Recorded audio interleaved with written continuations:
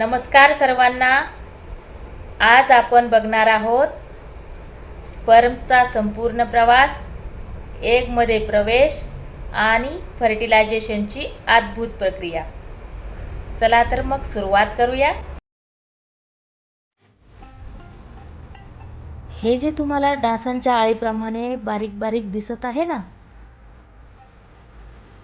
हे स्पर्म खूप सूक्ष्म असतात आणि त्यांना शेपटीसारखी रचना असते, ज्यामुळे ते पोहत पोहत पुढे जाऊ शकतात.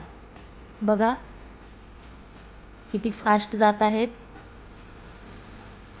जेव्हा रिलेशन दरम्यान स्खलन होते तेव्हा साधारणपणे 20 कोटीपेक्षा जास्त स्पर्म बाहेर पडू शकतात. स्पर्मचं कठीण प्रवासाची इथूनच खरी सुरुवात होते. स्त्रीच्या शरीरात प्रवेश केल्यावर स्पर्मला खूप लांब प्रवास करावा लागतो. बघा या व्हिडिओ क्लिपमध्ये दिसत आहे किती लांबचा प्रवास सुरू आहे तो.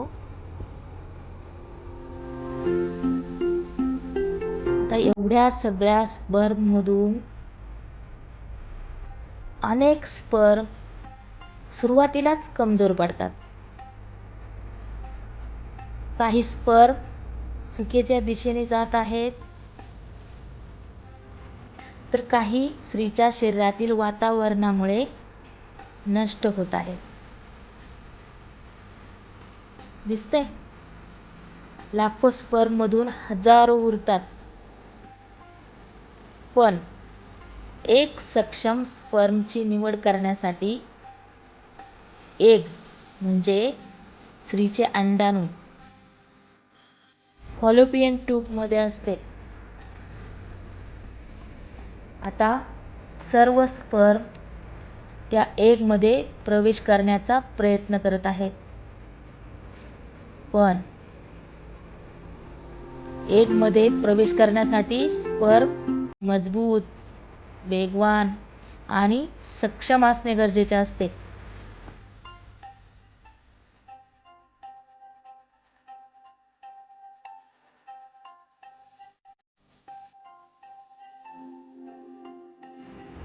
शेवटी बघा, फक्त एकच स्पर्म एगच्या बाहेरील थराला भेटून आत प्रवेश करत आहे असं दिसतंय.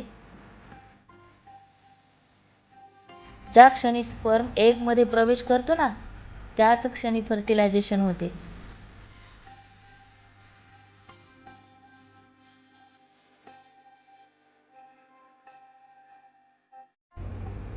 त्यानंतर एग लगेच स्वतःभोवती संरक्षण तयार करते, ज्यामुळे दुसरा कोणताही स्पर्म आत जाऊ शकत नाही.